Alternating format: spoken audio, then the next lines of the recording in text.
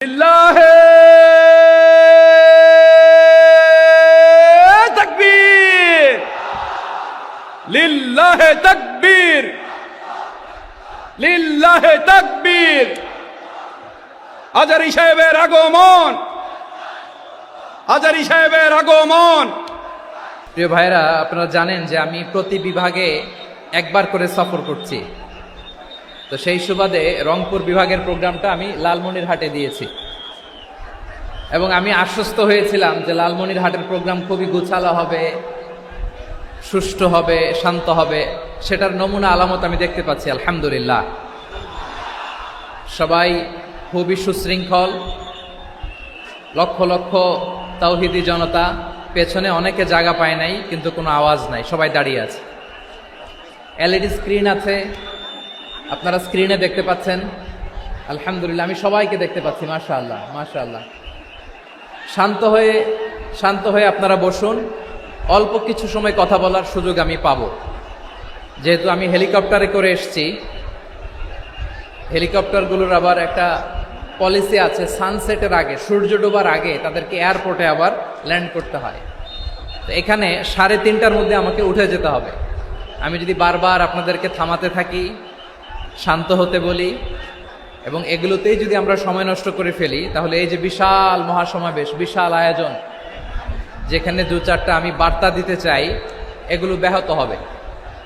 লালমনিরহাটের ছেলেরা খুব ভদ্র, শান্তশিষ্ট। আসার পর থেকে আমাকে রিসিভ করা থেকে শুরু করে, স্টেজে আনা থেকে শুরু করে, এবং আলহামদুলিল্লাহ তরুণ জেনজি শ্রোতাদেরকে আমি দেখতে পাচ্ছি, তারা খুবই কোঅপারেটিভ। সহযোগিতা করার, কোঅপারেট করার, অ্যাসিস্ট করার মানসিকতা আমার ভাইদের আছে আলহামদুলিল্লাহ আলহামদুলিল্লাহ। আমি চাইব আমরা একটু নীরব নিস্তব্ধ পরিবেশ তৈরি করার একটু চেষ্টা করব। প্রচণ্ড রোদ, আপনাদের যেমন কষ্ট হচ্ছে আমারও কষ্ট হচ্ছে। ওনারা বলেছিল স্টেজকে সরাবে, উপরে পর্দা দিবে। আমি বললাম দরকার নাই, দরকার নাই। যেই পরিস্থিতিতে আছি আমরা বসি, শান্ত হইতে হবে। এখানে আমি শান্ত হইতে বলবো, ভলান্টিয়ার্সরা মাইক নিয়ে শান্ত হইতে বলবে, আমাদের সম্মানিত উপস্থাপক উনি শান্ত হইতে বলবে।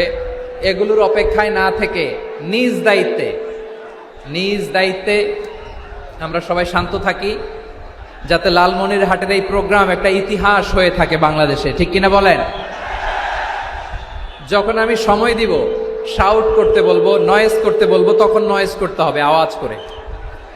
আর যখন কথা বলবো তখন একেবারে চুপ থাকতে হবে, একেবারে চুপ। মাশাআল্লাহ, হ্যাঁ ঠিক আছে, একেবারে চুপচাপ, একেবারে চুপচাপ থাকতে হবে। ধুলা উড়ানো যাবে না, সামনে আগানো যাবে না। নিজের সুবিধা নিরাপত্তা বুঝতে হবে। এটা কোনো রাজনৈতিক সমাবেশ না, এখানে লাফালাফি, চিৎকার চেঁচামেচি, হাত দেখানোর দরকার নাই। হাত দেখানোর পর্ব শেষ। এখানেও ঠান্ডা হয়ে গেছে, মাশাআল্লাহ। হ্যাঁ মাশাআল্লাহ। আমাদের ভলান্টিয়ার্স ভাইরা, আমাদের স্বেচ্ছাসেবক ভাইরা, আইন শৃঙ্খলা রক্ষাকারী ভাইরা অনেক চেষ্টা করতেছে, মাশাআল্লাহ। Very good. I am very happy to C this scenario, মাশাআল্লাহ আলহামদুলিল্লাহ। আমি একটু দেখতে চাই যে রংপুর বিভাগের কে কোন জেলা থেকে আপনারা এসছেন। কুড়িগ্রাম থেকে কারা এসছেন দেখি, কুড়িগ্রাম। মাশাআল্লাহ মাশাআল্লাহ।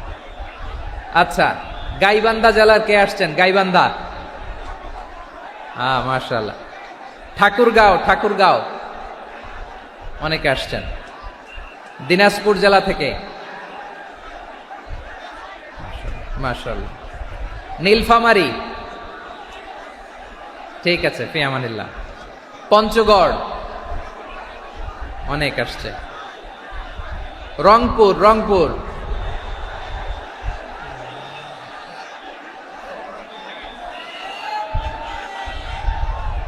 মাশাআল্লাহ মাশাআল্লাহ, ঠিক আছে। লালমনিরহাটের কারা দেখি, লালমনিরহাট।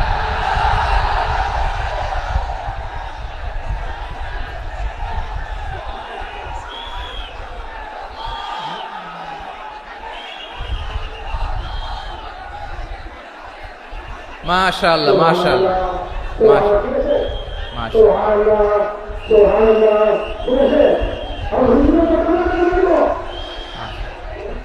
ঠিক আছে ঠিক আছে।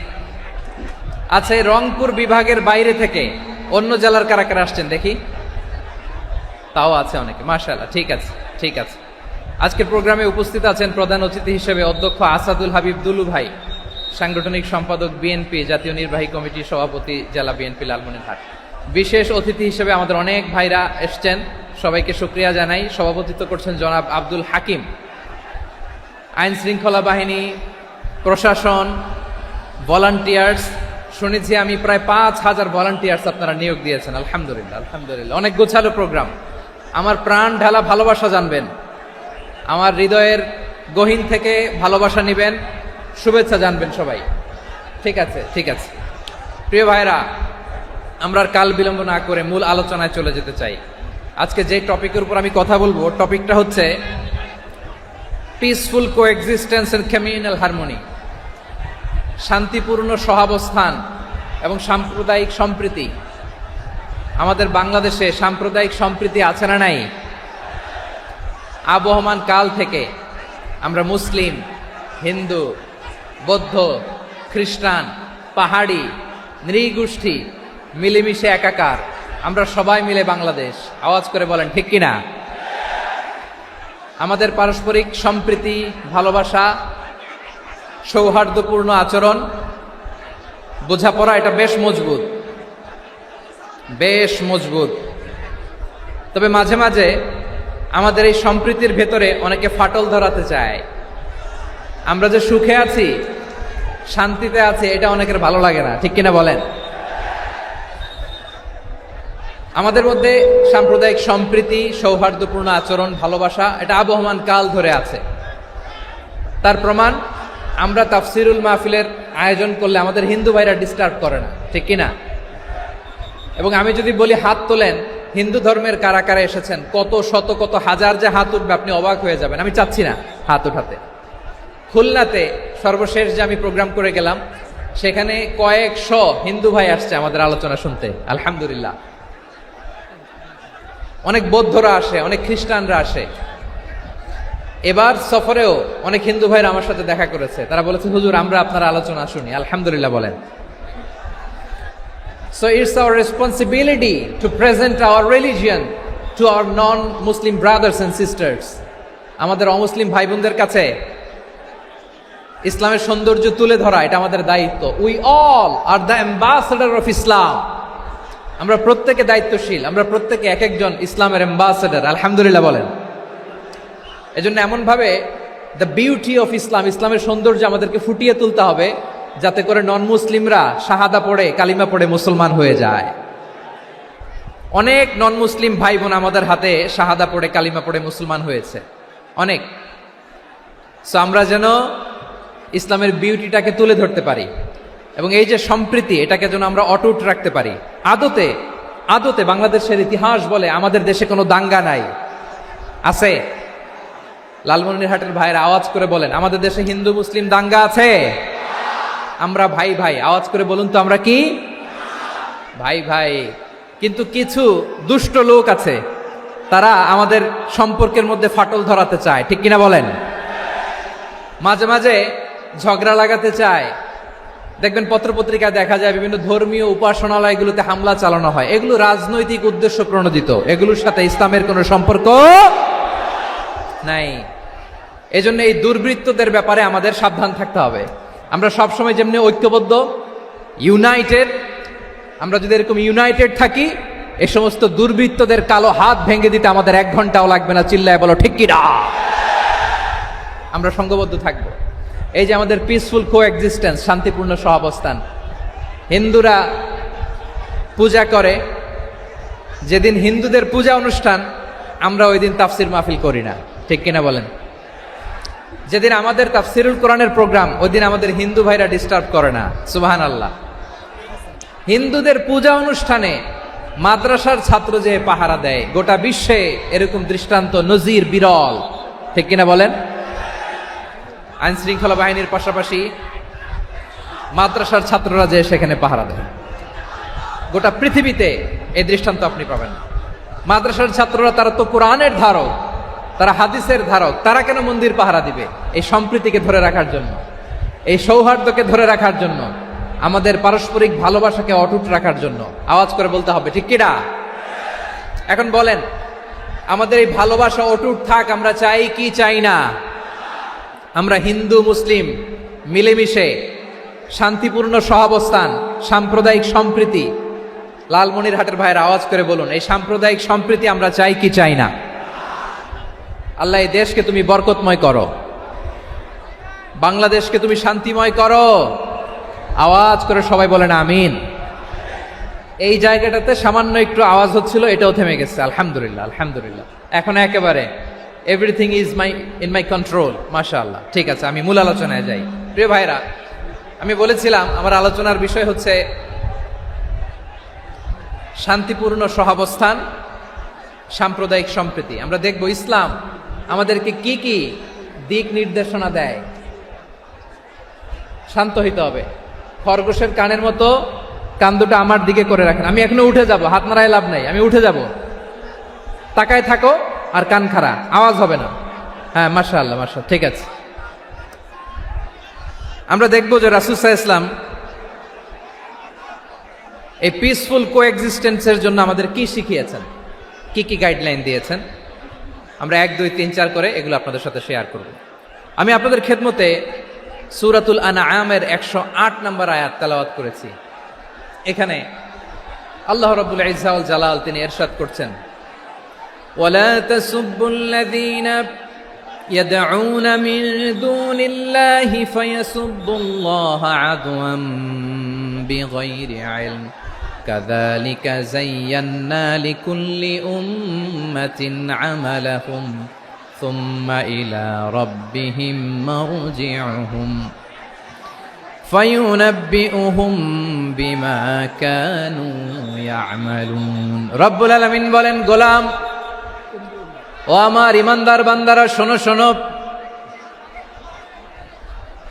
ও আমার বিশ্বাসী বান্দারা শোনো শোনো, লা তাসুব্বুল্লাযীনা ইয়াদউনা মিন দুনিল্লাহ ফায়াসুব্বুল্লাহা আদওয়াম বিগাইরি ইলম। ও আমার বিশ্বাসী বান্দারা, যারা আল্লাহকে ব্যতি রেখে, আল্লাহকে বাদ দিয়ে অন্য উপাস্যকে ডাকে, দেবীর পূজা করে, দেবতাদের পূজা করে, তোমরা খবরদার তাদের গালি দিও না। আওয়াজ করে বলেন, কি দিও না? আল্লাহ বলেন, ও বিশ্বাসীরা শোনো, যারা আল্লাহকে বেছে রেখে দেব দেবীর পূজা করে, অন্য উপাস্যের পূজা করে, তাদেরকে ডাকে, ওই দেবতাদেরকে তোমরা গালি দিও না। যদি ওই দেবতাদেরকে গালি দাও, তাহলে ভুলবশত, শত্রুতাবশত তারা তোমাদের রব আল্লাহকে গালি দেবে, ঠিক কিনা? তোমরা যদি তাদের দেবতাদের গালি দাও, ওরা রেগে তোমার আল্লাহরে গালি দিবে, তাহলে আল্লাহরে গালি খাওয়ানোর কারণ হয়ে গেলাম আমি, ঠিক কিনা বলেন?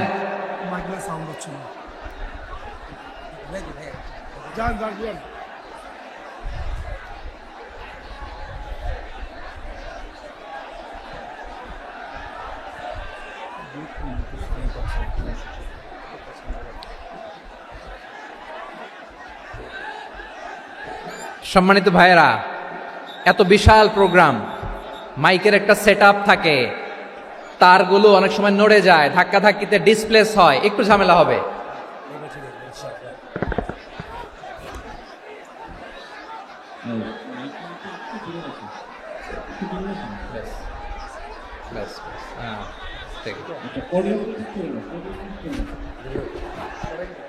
ঠিক আছে, একটু একটু সমস্যা হবে মাঝে মাঝে। আপনারা শান্ত থাকলে, শান্ত থাকতে হবে। এইভাবে সাউন্ড নাই, এই নাই, এই বলতে বলতে আমার সময়ও নাই, উঠে যেতে হবে, এগুলো বোকামি। এই বিভাগীয় প্রোগ্রামগুলোতে যাই, চিৎকার চেঁচামেচি করে তোমরা আসো, সময় শেষ, আমাকে উঠে যেতে হয়। আমরা তো বঞ্চিত হলাম, গুরুত্বপূর্ণ অনেক কথা শোনাবো তোমাদের, অনেক। প্রিয় ভাইরা, আপনারা শান্ত হয়ে বসুন, শান্ত হয়ে। রব্বুল আলামিন বলেন, খবরদার বিশ্বাসীরা, আল্লাহ ছাড়া যারা অন্যান্য উপাস্যদেরকে ডাকে, দেবতাদেরকে ডাকে, তাদেরকে তোমরা গালি দিও না। ওই সমস্ত দেবতাদেরকে যদি তোমরা গালি দাও, তাহলে তারা আল্লাহকে গালি দিবে, ঠিক কিনা বলেন? আমরা দেবতাদের গালি দিলে ওরা আল্লাহকে গালি দিবে। রব্বুল আলামিন বলেন, খবরদার দেবতাদেরকে গালি দিও না, তাহলে ওরা তোমার রব আল্লাহরে গালি দেবে। প্রতিটি জাতির জন্য তাদের কাজকে আমি আল্লাহ সুশোভিত করে রেখেছি। তারা সবাই একদিন আমার কাছেই ফিরে আসবে। এরপর আমি রব্বুল আলামিন তাদের আমলনামা তাদেরকে জানিয়ে দেব। সুবহানাল্লাহ পড়ে। প্রিয় ভাইরা, আল্লাহ তাআলা বলেছেন খবরদার গালি দিও না। আদেশটা কার? আওয়াজ করে বলেন তো। হিন্দুদের দেবতা দেবদেবীদেরকে গালি দেওয়া যাবে না। আওয়াজ করে বলুন প্রিয় ভাইরা, এই আদেশটা কার? এই আপনাদের গলার আওয়াজ। অন্য ধর্মের দেবতাদেরকে যে গালি দেওয়া যাবে না, এই আদেশটা কার? আরো জোরে বলুন কার? গালি দিবেন কোন দেবতাকে? দিবেন? যদি দেন তাহলে ওরা আল্লাহরে গালি দিবে। তাহলে আল্লাহরে গালি খাওয়াইলো কে? আপনি। ঠিক কিনা বলেন? আমি আল্লাহকে গালি খাওয়ানোর কারণ হলাম। কারণ আমি যদি গালি না দিতাম ওরা আমার রবকে গালি দিত না। আওয়াজ করে বলেন ঠিক কিনা? তাহলে প্রিয় ভাইয়েরা, ইসলাম আমাদেরকে শিখায়, সূরাতুল আনআমের 108 নম্বর আয়াত থেকে আমরা বুঝলাম কোন ধর্মকে ছোট করা যাবে না। অন্য ধর্মকে ছোট করা মানে ইসলামকে ছোট করা। অন্য ধর্মের দেবতাকে গালি দেওয়া মানে আল্লাহকে গালি খাওয়ানো। আওয়াজ করে বলেন ঠিক কিনা?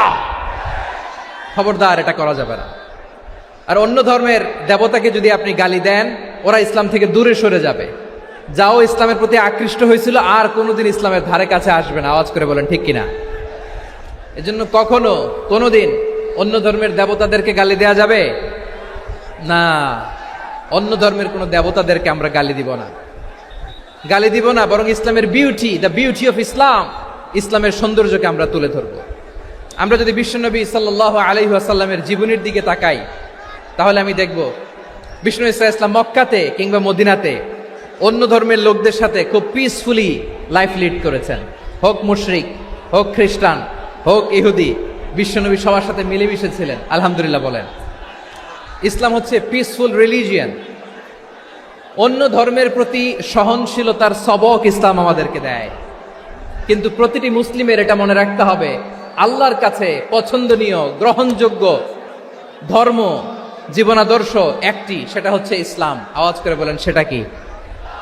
লালমনিরহাটের ভাইয়েরা আওয়াজ করে বলুন, আল্লাহর কাছে মনোনীত ধর্ম একটি, সেটা কি? এজন্য রব্বুল আলামিন বলেন ইন্নাদ-দীনা ইনদাল্লাহিল ইসলাম।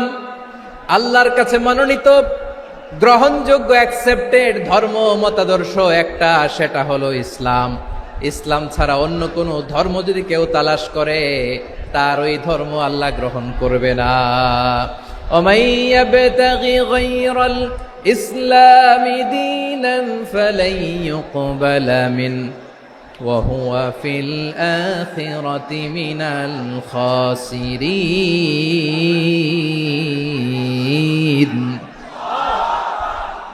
Whoever seek anything except Islam, that won't be accepted from him, and he will be loser in the day of judgment. কিয়ামতের দিন ইসলাম ছাড়া কেউ যদি অন্য কোনো ধর্ম তালাশ করেছে দুনিয়াতে, তার এই মতাদর্শ গ্রহণ করা হবে না।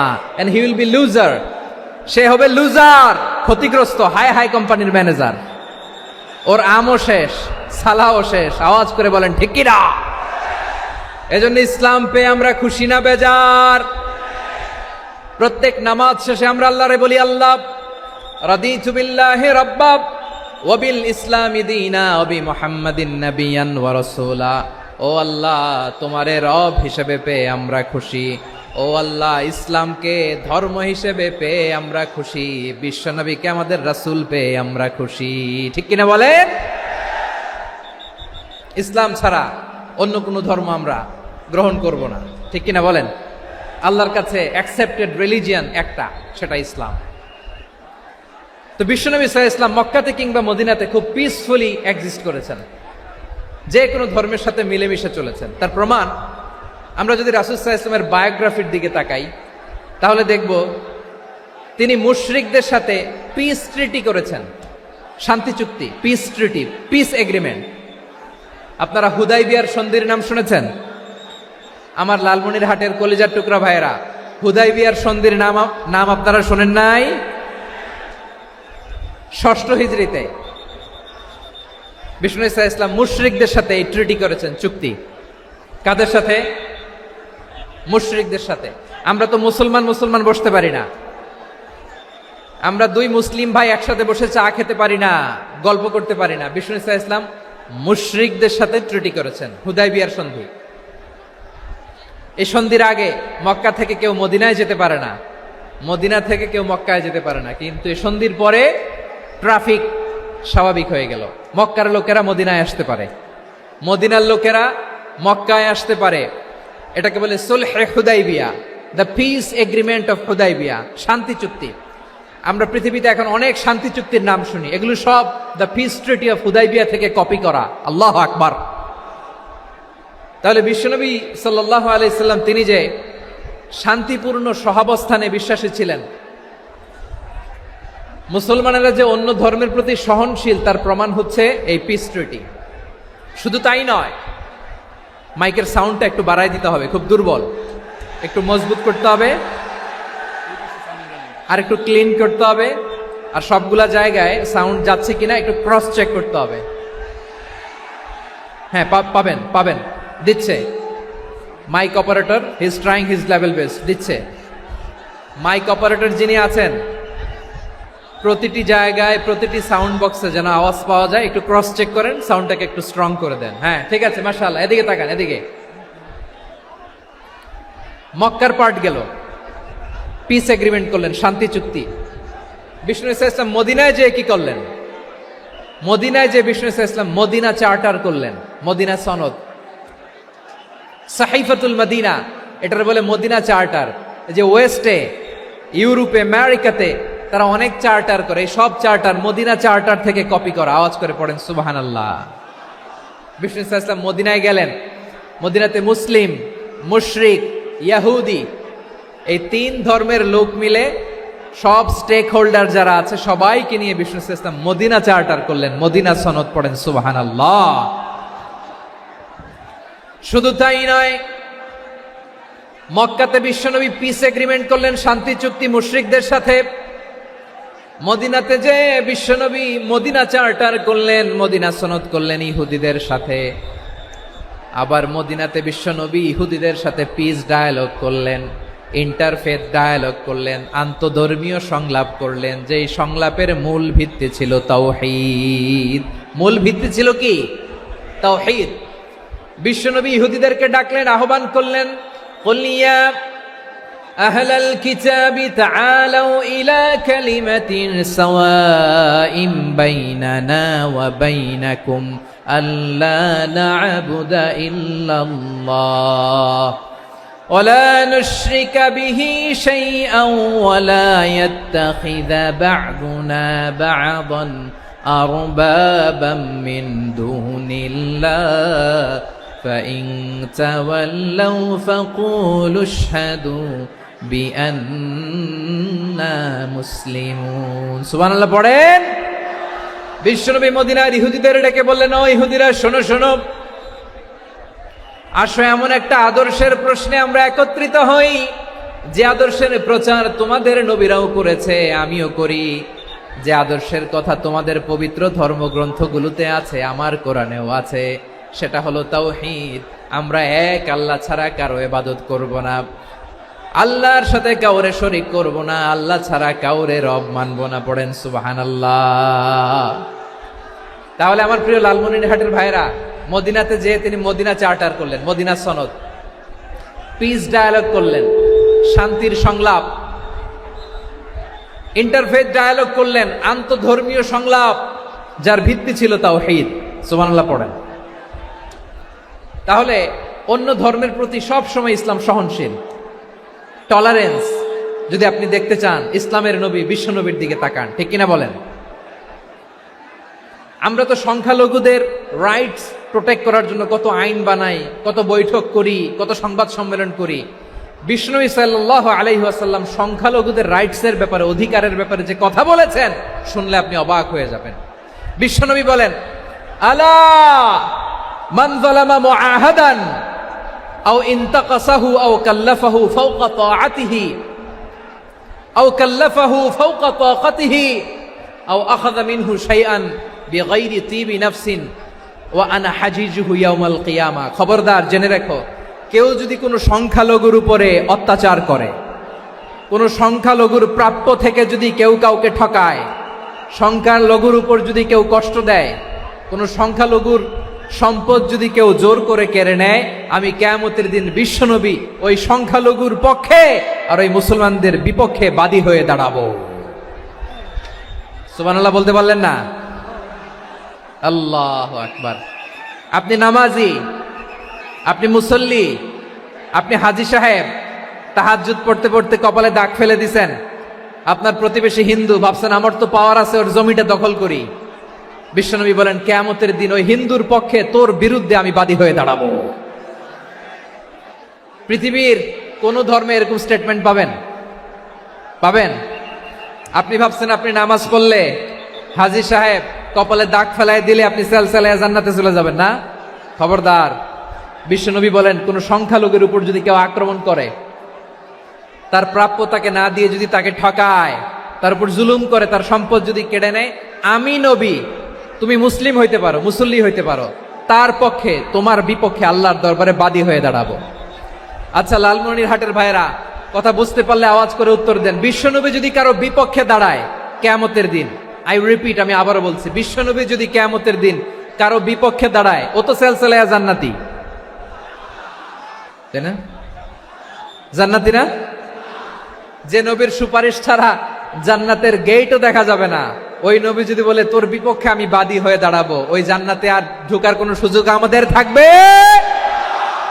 এখানেই শেষ না আমার প্রিয় লালমনিরহাটের ভাইয়েরা, এখানেই শেষ নয়। বিশ্বনবী বলেন মান কাতালা মুআহাদান, বুখারীর বর্ণনা, মান কাতালা মুআহাদান লাম ইয়ারাহ রাইহাতাল জান্নাহ। কেউ যদি, কোনো মুসলিম যদি অন্যায়ভাবে কোনো সংখ্যালঘুকে হত্যা করে, কোনো হিন্দুকে হত্যা করে, কোনো বৌদ্ধরে হত্যা করে, অন্যায়ভাবে কোনো মুসলিম যদি কোনো সংখ্যালঘুরে হত্যা করে, জান্নাতে যাওয়া তো দূরের কথা, ওই মুসলিম জান্নাতের ঘ্রাণও পাবে না।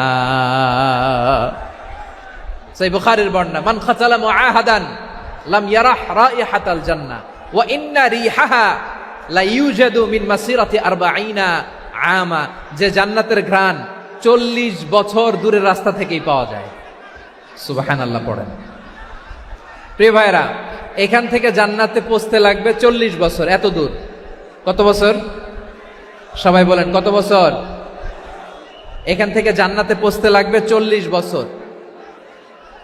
এত দূরে থাকতেই জান্নাতের ঘ্রাণ আপনার নাকে এসে ধাক্কা মারবে। বিশ্বনবী বলেন যে ব্যক্তি কোন সংখ্যালঘুকে হত্যা করে, জান্নাতের ঘ্রাণ তো পাবেই, জান্নাতে তো ঢুকতে পারবেই না, জান্নাতের ঘ্রাণও তার নাকে লাগবে না। পড়েন নাউযুবিল্লাহ। তাহলে সংখ্যালঘুদের ব্যাপারে ইসলামে অধিকার দেয়া আছে না নাই? লালমনিরহাটের ভাইয়ের আওয়াজ করে বলেন, আমার সংখ্যালঘু হিন্দু ভাইদের রাইটস, অধিকার আমাদের ইসলামে প্রোটেক্টেড আছে না নাই? এখানেই শেষ না। বিষ্ণু ইসলাম আপনার অমুসলিম প্রতিবেশীর সাথে ভালো আচরণ করতে বলেছে। আমাদের হয় না এটা মুসলিম পাড়া, ওটা বৌদ্ধ পাড়া, হয় না? অনেক সময় হয় না এটা আমাদের মুসলিম পাড়া, ওইটা হিন্দু পাড়া, এরকম আছে না নাই? লালমনিরহাটে নাই না? আছে? হিন্দু যদি আপনার প্রতিবেশী হয় কি করবেন? ওর কষ্ট দিবেন নাকি? কেন? ও তো হিন্দু, ও তো আমার আল্লাহরে ডাকে না, ওরে কষ্ট দিলে যায় যাবে না? খবরদার। বিষ্ণু ইসলাম বলেন মান কানা ইউমিনু বিল্লাহ ওয়াল ইয়াউমিল আখির ফালিউকরিম জারাহ। যে আল্লাহ বিশ্বাস করে আর আখিরাতে বিশ্বাস করে, সেজন্য প্রতিবেশীর সাথে ভালো আচরণ করে। সুবহানাল্লাহ। কলিজা জুড়ায় যায় না আমার নবীর কথাগুলো শুনলে? যে আল্লাহ বিশ্বাস করে, যে আখিরাতে বিশ্বাস করে, সেজন্য প্রতিবেশীর সাথে ভালো আচরণ করে। এখানে বলছে মুসলিম প্রতিবেশী, বলছে নামাজি প্রতিবেশী, বলছে আল্লাহওয়ালা প্রতিবেশী, বলছে না। প্রতিবেশী আস্তিক হোক নাস্তিক হোক, প্রতিবেশী মুমিন হোক মুশরিক হোক, প্রতিবেশী হইলেই তার সাথে ভালো আচরণের দরকার আছে না নাই? আমার প্রিয় লালমনিরহাটের ভাইয়েরা, বিষ্ণু ইসলাম ওনার ইহুদি প্রতিবেশীদের দেখাশোনা করতেন। আওয়াজ না শোনা যাক, আমারও তো দেখা যায়, আমারও তো দেখা যায়। তাকায় থাকেন, তাকায় থাকলে সওয়াব হবে। কোরআনের কথা যেখান থেকে হয় এদিকে তাকায় থাকলেই বরকত। তাকায় থাকেন। জি জি, মাইক, আমি তার মাইক ঠিক করতে আসি না এদিকে, এই মাইক ঠিক করব, ওই মাইক ঠিক করব, ওদিকে পাইলট বলবে হুজুর চলে আসেন। জি বসুন, বসুন, মাশাআল্লাহ। হ্যাঁ, খুব শান্ত, ঠিক আছে। পুলিশ ভাইরা না খেয়ে দিনরাত আপনারা যাতে সুশৃঙ্খল একটা প্রোগ্রাম উপহার পান, এটাই চেষ্টা করতেছে, আপনাদেরকে কষ্ট দিতে আসে নাই, একটু একটু সহযোগিতা করেন। জি মাশাআল্লাহ, হ্যাঁ ঠিক আছে। আমার প্রিয় ভাইরা, প্রতিবেশী আস্তিক হোক নাস্তিক হোক, মুসলিম হোক হিন্দু হোক, তার সাথে ভালো আচরণ করতে হবে। বিষ্ণু ইসা ইসলাম ওনার ইহুদি প্রতিবেশীর বাসায় যেতেন। কোন প্রতিবেশী? ইহুদি। আওয়াজ করে বলেন, কোন প্রতিবেশী? ইহুদি। এক ইহুদি কিশোর বিষ্ণু ইসা ইসলামের খেদমত করতে, ইহুদি ছেলে আমার নবীর খেদমত করতো, তারা ছিল নবীর প্রতিবেশী। তো অনেক দিন হয় ইহুদি ছেলেটা আসে না। বিষ্ণুনবী খোঁজ দিলেন, ঘটনা কি? একটা ইহুদি ছেলে না আমার খেদমতে আসতো, ছেলেটা কই? খোঁজ নিয়ে জানলেন ছেলেটা অসুস্থ। বিষ্ণু ইসা ইসলাম ওই ইহুদির বাড়িতে চলে গেলেন ওই ছেলেটাকে দেখা করার জন্য, ভিজিট করার জন্য। সুবহানাল্লাহ পড়বেন না? গেলেন, যে দেখে ইহুদি ছেলেটা মুমূর্ষ, জান জান যায় যায় ভাব, বিছানায় পড়ে আছে, তার বাবা দাঁড়ানো। বিশ্বনবী তার মাথার পাশে বসলেন, মাথায় হাত বুলিয়ে দিলেন, আর ছেলেটাকে বললেন আসলিম, হে ইহুদি ছেলে, আসলিম, ইসলাম ধর্ম গ্রহণ করো। তো ছোট্ট ছেলে ভাবে আমরা ইহুদি, এখন ইসলাম ধর্ম গ্রহণ করলে আব্বা যদি বকা দেয়, ফানাযারা ইলা ওয়াজহি আবি, ছেলেটা তার বাবার চেহারার দিকে তাকালো, দেখি আব্বা কি কয়। আব্বা যদি বলে তাইলে ইসলাম ধর্ম গ্রহণ করব। ইহুদি ছেলেটা তার বাবার দিকে যখন তাকালো, ওর বাবা বলে আতি আবুল কাসিম, আবুল কাসিম যা বলে তাই করো। আবুল কাসিম হচ্ছে বিষ্ণু ইসা ইসলামের একটা কুনিয়াত, উপনাম। আমার রাসূলের বড় ছেলের নাম ছিল কাসেম। যেমন দেখবেন আমাদের এলাকায় কারো ছেলের বড় ছেলের নাম যদি হয় আব্দুল্লাহ, এরা আব্দুল্লাহর বাপ বলে ডাকে। কারো বড় মেয়ের নাম যদি হয় ফাতেমা, এরা কি ডাকে? ফাতেমার বাপ বলে না? তো বিষ্ণু ইসা ইসলামের বড় ছেলের নাম ছিল কাসেম। ইহুদি বাবা বলল আতি আবুল কাসেম, আবুল কাসেম যা বলে তাই শোনো, মানে মোহাম্মদ যা বলে তাই শোনো। এই কথা শুনে ছেলে সাহস পাইছে, ছেলে আবার পড়তে আরম্ভ করলো আশহাদু আল্লাহ ইলাহা ইল্লাল্লাহ ওয়া আশহাদু আন্না মুহাম্মাদার রাসূলুল্লাহ, পড়েন আল্লাহু আকবার। বিশ্বনবীর আহ্বান শুনে ওই আহ্বানে সাড়া দিয়ে ইহুদি ছেলে শাহাদা পড়ে মুসলমান হয়ে গেল। তার হৃদয়টারে ইমানের নূর দিয়ে আলোকিত করে দিল কে? প্রিয় ভাইরা, এবার রাসূল সাল্লাল্লাহু আলাইহি ওয়াসাল্লাম বের হয়ে আসলেন ঘর থেকে, আর বললেন আলহামদুলিল্লাহিল্লাযী আনকাযাহু মিনান নার, প্রশংসা সে আল্লাহর যে আল্লাহ জাহান্নামে চলে যাচ্ছিল প্রায় এমন একটা লোককে মুহূর্তের মধ্যে কালেমায়ে শাহাদাতের বদৌলতে জান্নাতি বানায় দিলেন। আওয়াজ করে পড়েন সুবহানাল্লাহ। এই হাদিস থেকে আমরা কি শিখলাম? What is the moral of the story? এক নম্বর স্টোরি হলো, প্রতিবেশী ইহুদি হোক হিন্দু হোক, যাবেন, সুসম্পর্ক রাখবেন, উপহার দিবেন, বিপদে পাশে দাঁড়াবেন, তাইলেই তো আপনাদের প্রতি, মুসলমানদের প্রতি তারা আকৃষ্ট হবে, ঠিক কিনা বলেন? আপনি যদি হিন্দুদের সাথে বৌদ্ধদের সাথে নাই মিশেন, নাস্তিকের কাছে নাই যান, তো ইসলামের সৌন্দর্যটা ওরা বুঝবে কেমনে? আমার অনেক হিন্দু পরিচিত ভাই আছে, ওরা আমাদের ইফতারির প্রোগ্রামে এসে একসাথে ইফতারি করে। অনেক মদখোর আমার সাথে বসে একসাথে ডিনার করে, হাফ প্যান্ট পরা, গলায় স্বর্ণের চেইন, হাতে স্বর্ণের ব্রেসলেট, আইসা আমার সাথে ডিনার করছে, আছে এরকম। গাঁজাখোর, আমি বলি আসো, welcome welcome to my dinner, আসো বসো, বসলেই তো আমি ওর ডিএনএ, চিন্তার ডিএনএ চেঞ্জ করে দেওয়ার সুযোগ পাবো। চিল্লায় বলো ঠিক কিনা? আসতে হবে আমার কাছে। Hour door is open, the door of Islam is open 24/7। সব সময় আমাদের ইসলামের দরজা আমার অমুসলিম ভাইদের জন্য খোলা আছে না নাই? এই হাদিস থেকে দুইটা শিক্ষা। এক নম্বর শিক্ষা, প্রতিবেশী মুসলিম হোক অমুসলিম হোক, যান, অসুস্থ হইলে একটু আপেল নিয়ে যান, আঙ্গুর নিয়ে যান, কমলা নিয়ে যান, তাদের সাথে ভালো আচরণ করেন। ইসলামের বিউটি দেখে, সৌন্দর্য দেখে অবাক হবে, নসিব ভালো হলে কোনোদিন কালিমা পড়ে মুসলমান হয়ে যাবে, ঠিক কিনা বলেন? তাহলে অমুসলিমের সাথে ভালো সম্পর্ক। বিশ্বনবী ইহুদির বাড়িতে গেলেন, ইহুদির বাড়ি, আর আমার মুসলমান ভাই আমার কাফের বলে, এরকম আছে না নাই? মুসলিমরা দেখতে পারে না, সহ্য করতে পারে। বিশ্বনবী সাল্লাল্লাহু আলাইহি ওয়াসাল্লাম ইহুদির বাড়িতে গেলেন, এটা একটা শিক্ষা। আরেকটা শিক্ষা হলো, ভাইয়েরা, ধাক্কা মেরে এসে সামনে এসে কি লাভ? প্রোগ্রাম তো শেষ হচ্ছে, এখনই শেষ হচ্ছে, তো এই যে আমাদের বকশি ভাই ওয়াদা নিল, হাত তোলালো, মিম বলে এত কথা বলল, তো আমি জেলায় জেলায় যে খালি হাত নাড়াই তোমাদের জন্য নাকি? হ্যাঁ, হাত নাড়াই শুধু, এই ধাক্কাইতে ধাক্কাইতে এদিকে এসে হাত নাড়াইতেছে। হয়েছে তো, দেখলাম তো, ঠিক আছে, মাশাআল্লাহ, অনেক সুশৃঙ্খল, অন্যান্য যে কোনো জেলার চেয়ে অনেক সুশৃঙ্খল। আমার দিকে তাকাও, আমার দিকে তাকাও। ঠিক আছে, এই যে দাঁড়িয়ে আছে, একটা ছেলে নড়ে না, দেখছেন? মাশাআল্লাহ, মাশাআল্লাহ, মাশাআল্লাহ। হ্যাঁ, এইভাবেই। আর কয়েকটা মজাদার কথা আছে, শোনো। এই হাদিস থেকে আমাদের শিক্ষা হলো, আমার প্রতিবেশী যেই ধর্মের হোক আমি সম্পর্ক রাখবো। অসুস্থ হলে যাব, কি বলেন ভাইরা? যাবেন না? যাবেন না আপনারা?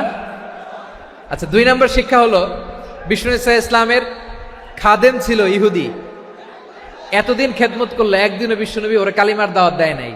কারণ কি? বিশ্বনবী একটা ভালো সময়ের অপেক্ষা করতেছিলেন, প্রপার টাইমিং। দায়ীর কাজ হচ্ছে দাঈ ইলাল্লাহ, সে হচ্ছে সুযোগ সন্ধানী। দায়ী সুযোগ খোঁজে, কখন দাওয়া দিলে ব্যাটে বলে হবে, ঝোপ বুঝে কোপ মারে, ঠিক কিনা বলেন? বিষ্ণু ইসলাম ভালো সময়ের অপেক্ষা করতেছিলেন, দেখি ভালো সময় আসুক আসুক আসুক আসুক। আস্তে আস্তে এমন সময় আসছে, ছেলে এবার মুমূর্ষ। অসুস্থ ব্যক্তির হৃদয় অত্যন্ত নরম থাকে, হসপিটালে যখন কেউ যায় তার হৃদয়টা বড্ড নরম থাকে, মৃত্যুর ভয়ে তার অন্তরটা নরম থাকে, ঠিক কিনা বলেন? এই প্রপার টাইমিং এর অপেক্ষা করতেছিলেন। যখনই টাইমিং পেয়েছেন, দাওয়াত দিলেন, পড়ো লা ইলাহা ইল্লাল্লাহ, সুবহানাল্লাহ পড়েন সবাই। তাহলে ইসলাম অমুসলিম প্রতিবেশীর সাথে ভালো আচরণ করতে বলে। ইসলাম অমুসলিম মাতা পিতার সাথেও ভালো আচরণ করতে বলে। মাতা পিতা যদি অমুসলিম হয়, তারা ফেলে দিতে পারবেন? পারবেন? আমার লালমনিরহাটের ভাইয়েরা, অনেক হিন্দু ছেলে আমাদের হাতে শাহাদা পড়ে মুসলিম হয়, কিন্তু ওর মা মুসলমান হয় নাই, বাবাও হয় নাই, এরকম আছে না নাই? তো ও হয়েছে মুসলিম, মা বাপ হিন্দু, এখন মা বাপ কি বাদ? হ্যাঁ, মা বাপ বাদ দেয়া যাবে? যেই মা আপনারে 9 মাস 8 মাস পেটে ধারণ করলো, আপনার মায়ের নার ছেঁড়া ধন, আপনি ওই মারে বাদ দিতে পারবেন? যেই মায়ের বুকের তাজা দুধ খেয়ে আপনি আজকে বাড়ন্ত তাজা তরতাজা, ওই মারে বাদ দেয়া যাবে? মায়ের এক ধারে দুধের দাম, কাটিয়া গায়ের চাম, পাপুষ বানাইলে ঋণের শোধ হবে না, এমন দরদি ভাবে কেউ হবে না আমার মাগো। মায়ের এক ধারে দুধের দাম, কাটিয়া গায়ের চাম, পাপুষ বানাইলে ঋণের শোধ হবে না, এমন দরদি ভাবে কেউ হবে না আমার মাগো, ঠিক কিনা? মাকে তো বাদ দেওয়া যায় না। وَقَضَى رَبُّكَ أَلَّا تَعْبُدُوا إِلَّا إِيَّاهُ وَبِالْوَالِدَيْنِ إِحْسَانًا। আল্লাহ বলে, অবধারিত 2টা ভার্ডিক তোমাদের জন্য, এক আল্লাহর ইবাদত করবা আর মা বাবার প্রতি ইহসান করবা। আদেশটা কার? মা বাবার প্রতি ইহসান করতে হবে। আমার মা হিন্দু হোক, ভালো আচরণ করতে হবে, বৌদ্ধ হোক, ভালো আচরণ করতে হবে। আমার যে সমস্ত হিন্দু ভাইয়েরা মুসলিম হয়েছে, তোমাদের মা বাবা এখনো মুসলমান হয় নাই, তাদের সাথে ভালো আচরণ করতে হবে। আপনাদের খেদমত নিজে করতে হবে, অথবা খেদমতের ব্যবস্থা করাই দিতে হবে। মান্থলি যে খরচ লাগে এটা দিতে হবে। আরে তুমি এখন মুসলিম, তোমার মা বাবা হিন্দু, এখনই তো সুযোগ ইসলামের সৌন্দর্য দেখানোর। এখন মা বাবা যদি দেখে, আরে এটা হিন্দু থাকতে তো বদমাইশ ছিল, বেয়াদব ছিল, কি এমন ধর্ম সে গ্রহণ করলো যেটা গ্রহণের সাথে সাথে সে পাল্টে গেল? কি এমন ধর্ম সে গ্রহণ করেছে যেটা তার জীবনকে আলোকিত করে দিয়েছে? নসিব ভালো হইলে তারাও কালিমা পড়ে মুসলমান হয়ে যাবে। বিষ্ণু ইসলামের স্ত্রীর নাম ছিল আয়েশা রাদিয়াল্লাহু তাআলা আনহা, আবু বকর রাদিয়াল্লাহু তাআলা আনহুর মেয়ে। আবু বকর রাদিয়াল্লাহু তাআলা আনহুর আরেক মেয়ের নাম হচ্ছে আসমা। কি নাম? দুজনই আবু বকর রাদিয়াল্লাহু তাআলা আনহুর মেয়ে, আসমা আর আয়েশা। নাম দুটা কেমন লাগে? আসমা নামটা কেমন লাগে? আয়েশা নামটা কেমন লাগে? সবার ভালো লাগে নাই? নাম দুটো আপনাদের ভালো লাগে? লালমনিরহাটে অনাগত যদি কন্যা সন্তান হয়, যদি মনে চায় আসমা রেখে দিতে পারবেন। যদি মনে চায় আয়েশা রেখে দিয়েন। দেশে বিদেশে এয়ারপোর্টে রাস্তাঘাটে শুধু বলে হুজুর একটা নাম দেন, আমার ছেলের একটা নাম দেন, মেয়ের একটা নাম দেন। তো আমার মনে আছে যশোরের 8 দিনের মাহফিলে আমি একটা দুইটা নাম দিয়েছিলাম। আজকে লালমনিরহাটের এই প্রোগ্রামে কন্যা সন্তান যদি হয় 2টা নাম দিলাম, আসমা কিংবা আয়েশা। ইনশাআল্লাহ পড়েন। 2জন বোন, এক মায়ের না, বাবা এক মা 2জন। আয়েশা রাদিয়াল্লাহু তাআলা আনহার মায়ের নাম উম্মে রুমান, আর আসমা রাদিয়াল্লাহু তাআলা আনহার মায়ের নাম কুতাইলা বিনতে আব্দুল উজ্জা। আবু বকর রাদিয়াল্লাহু তাআলা আনহু 4টা বিয়ে করেছিলেন। তো একই ঘটনা ঘটেছে এই ফ্যামিলিতে। আসমা ইসলাম ধর্ম গ্রহণ করে মুসলিমা, কিন্তু তার মা কুতাইলা মুশরিকা। আই রিপিট, বোঝার জন্য আমি আবারও বলি, আসমা রাদিয়াল্লাহু তাআলা আনহা মুসলিমা, আর আসমার মা কুতাইলা, আওয়াজ করে বুঝে থাকলে বলেন, আসমার মা মুশরিকা। তার মানে মেয়ে মুসলিম, মা অমুসলিম। ভেজাল আছে না নাই? কিন্তু কুতাইলা আর ধৈর্য ধারণ করতে পারে না। নার ছেড়া ধন, কলিজার টুকরা ধন, কলিজার টুকরা সন্তান আসমারে দেখতে বড্ড মন চায়। সাইয়েদনা আসমা রাদিয়াল্লাহু তাআলা আনহা মক্কা থেকে হিজরত করে মদিনায় চলে গেলেন হুদাইবিয়ার পর। যখন মক্কা মদিনার ট্রাফিক স্বাভাবিক হলো, মক্কার লোক মদিনায় যায়, মদিনার লোক মক্কায় আসে। কুতাইলা কলিজার টুকরা সন্তান আসমারে দেখার জন্য কিছু উপহার নিয়ে বিশাল মরু পথ পাড়ি দিয়ে মক্কা থেকে মদিনায় যায়। সুবহানাল্লাহ বলেন। এখন মা আসছে মেয়ের সাথে দেখা করতে, মেয়ে তো আর দেখা দেয় না। মেয়ে ভাবছে আমার মা তো মুশরিকা, অপবিত্রা, তার সাথে কি দেখা দেয়া যাবে? বিশ্বনবীর দরবারে চলে গেলেন। সুবহানাল্লাহ বলেন। কি সৌভাগ্যবান ছিল তারা, মাসলা জানার দরকার হলেই নবীর দরবারে চলে যেত। ঘরে বউয়ের সাথে ঝগড়া হলে নবীর দরবারে চলে যেত। অনেক সাহাবী বলে আমার পেটে ক্ষুধা লাগলো আমি নবীর কাছে চলে যেতাম, কারণ নবীর চেহারার দিকে তাকালেই আমার পেটের ক্ষুধা মিটে যেত। সাইয়েদনা আসমা রাদিয়াল্লাহু তাআলা আনহা বিশ্বনবীর কাছে চলে গেলেন, যে বললেন ইয়া রাসূলুল্লাহ ইয়া হাবিবাল্লাহ ইন্না উম্মি কাদিমাতুন ইলাইয়া ওয়া হিয়া রাগিবা। আমার মা মক্কা থেকে অনেক দূর মরুর পথ পাড়ি দিয়ে উপহার সামগ্রী নিয়ে মদিনায় আমার সাথে দেখা করতে এসেছে গো নবী। আমার জানতে বড্ড ইচ্ছে হয় আমি আমার মুশরিকা মায়ের সাথে একটু দেখা করতে পারবো কিনা। আফা আসিলুহা, আগে যেমনি আমি আমার মায়ের সাথে ভালো আচরণ করতাম, যেমনি আমি আমার মায়ের সাথে সদাচরণ করতাম গো নবী, এখন আমি মুসলিমা মা মুশরিকা, এখনো কি আগের মতো সদাচরণ করতে পারবো নাকি? বিশ্বনবী বললেন নাম সিলিহা, হ্যাঁ রে আসমা, অবশ্যই অবশ্যই, আগে ঠিক যেমন তুমি তোমার মায়ের সাথে ভালো আচরণ করতে এখনো তেমনি আগের মতো ভালো আচরণ করবা। আওয়াজ করে পড়েন সুবহানাল্লাহ। কি ইসলাম আমরা পেয়েছি! কত ব্রড মাইন্ডেড আমাদের ইসলাম, কত ওপেন মাইন্ডেড ইসলাম, কত ওপেন আপ করতে পারে, চিন্তা করতে পারেন। বিষ্ণু বললেন হ্যাঁ অবশ্যই, নাম সুলিহা, আগে যেমনি ভালো আচরণ করছো আসমা এখন ওই রকমই করো, পারলে আরো বাড়াই করো। সুবহানাল্লাহ বলেন। তাহলে আমার যে হিন্দু ভাইয়েরা, হিন্দু বোনেরা, ইমানের বদৌলতে দৌলতে আপনি ধন্য হয়েছেন, আপনার আম্মা আব্বা এখনো মুসলমান হয় নাই, তাদের জন্য দোয়া করেন, তাদের জন্য দোয়া করেন, আল্লাহ যেন তাদেরকেও ইমানের দৌলত দান করে। আমরা সবাই পড়ি আমিন, আরো জোরে পড়েন আমিন। এখন বলেন ইসলাম কি ন্যারো মাইন্ডেড রিলিজিয়ান না ব্রড মাইন্ডেড? লালমনিরহাটের যুবক ভাইরা আওয়াজ করো, ইসলাম কি ন্যারো মাইন্ডেড না ব্রড মাইন্ডেড? কতটা ব্রড মাইন্ডেড দেখেন। বিশ্বনবী সাল্লাল্লাহু আলাইহি সাল্লাম অমুসলিমরা যদি নবীকে উপহার দিত, ওই উপহারও বিশ্বনবী গ্রহণ করতেন। সুবহানাল্লাহ পড়েন। আপনার অমুসলিম বন্ধু যদি উপহার দেয় সেটাও আপনি নিতে পারবেন, যেটা নেওয়া জায়েজ। কিন্তু আপনার বন্ধু যদি আপনার মদের বোতল দেয়, নিতে পারবেন? হ্যাঁ, মদের বোতল দিলে পারবেন না। আপনার বন্ধু যদি আপনার পর্ক দেয়, পর্ক, শুকরের গোশত মিশ্রিত কোনো খাবার, ওটা নিতে পারবেন না। হালাল যে কোনো জিনিস নিতে পারবেন। বিশ্বনবী সাল্লাল্লাহু আলাইহি ওয়াসাল্লাম অমুসলিমদের দেয়া হাদিয়া গ্রহণ করতেন। কেমন নবী ছিলেন! আমার নবীরে চিনে নেন, আমার নবীর অ্যাটিটিউড জেনে নেন। বিশ্বনবী সাল্লাল্লাহু আলাইহি ওয়াসাল্লাম যখন কোনো জনপদে যেতেন 3টা অপশন নিয়ে যেতেন। প্রিয় ভাইয়ের আওয়াজ করে বলতে হবে, কোন জনপদে গেলে আমার নবীর অপশন থাকতো কয়টা? আমার মতো 3 আঙ্গুল উঁচু করে দেখান আর বলুন আমার নবী কোন জনপদে গেলে কয়টা অপশন নিয়ে যেতেন?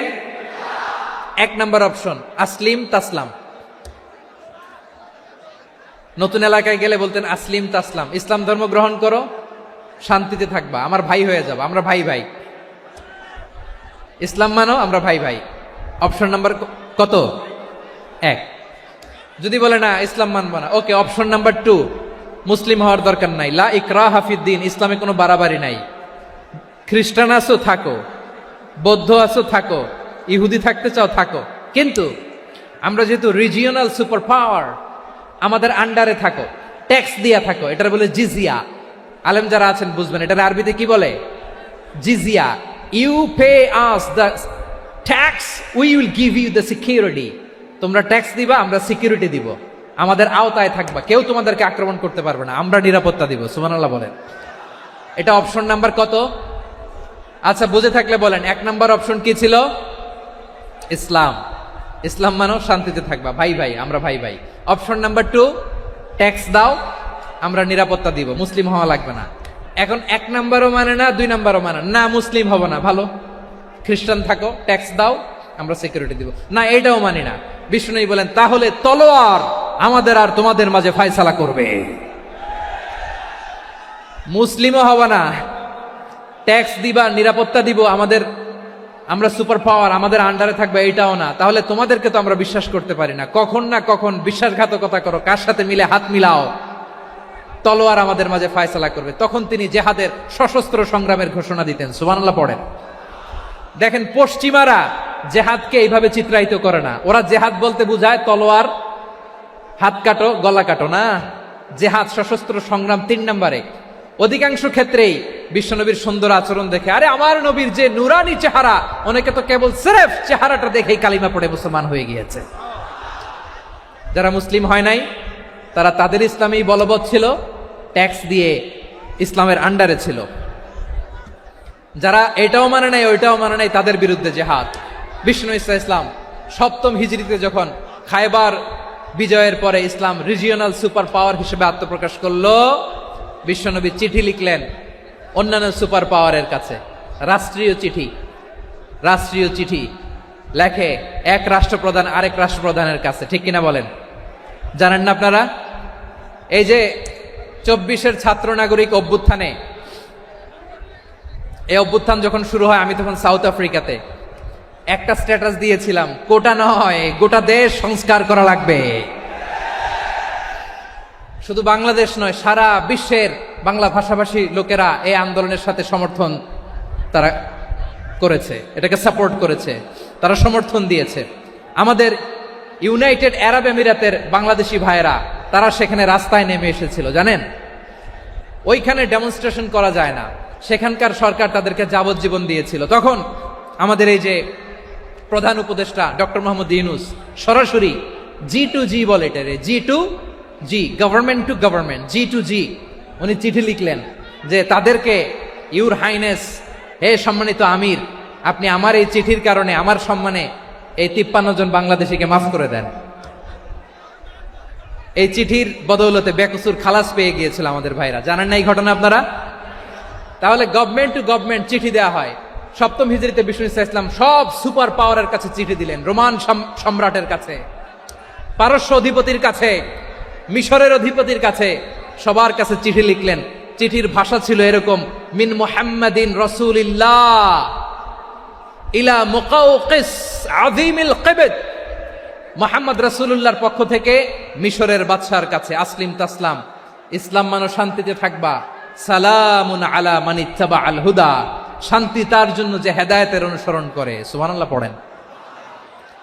তো এই চিঠি অনেকে ভালোভাবে রিসিভ করেছে, অনেকে এই চিঠি পাওয়ার পরে নবীর কাছে আবার ইন রিটার্ন উপহার পাঠিয়েছে। কি পাঠিয়েছে? উপহার। মিশরের বাদশাহ মুকাওকিস তিনি বিশ্বনবীকে বিশাল এক উপহারের ডালি পাঠিয়েছেন। মিশরের বাদশাহ মুকাওকিস ছিলেন ধর্মে খ্রিস্টান। লালমনিরহাটের ভাইয়েরা আওয়াজ করে বলেন, মিশরের বাদশাহ ধর্মে কি ছিল? খ্রিস্টান।